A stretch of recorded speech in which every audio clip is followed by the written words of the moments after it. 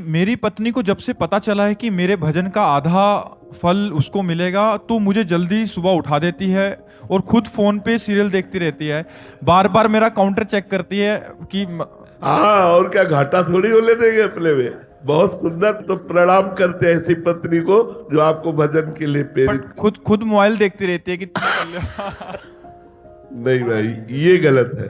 कुछ संशोधन किया जाए महाराज जी। देखो, उस पत्नी को आधा मिलेगा, ये बात समझ लीजिए। जो पति के अधीन है और पति की सेवकाई में है, उसके लिए कोई परमेश्वर नहीं, उसके लिए कोई आराधना नहीं। वो अपने पति की आराधना करती है। पति को खवाना पियाना, उनके वस्त्र धोना, उनकी सेवकाई में है, उनकी आज्ञा में है।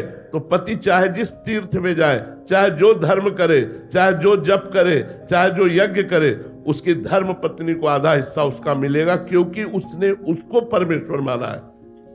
अगर पति की आराधना नहीं करते, मनमानी आचरण करते, तुम करो पाप और पति करे भजन और उसका आधा हिस्सा मिल जाएगा, ऐसा नहीं है।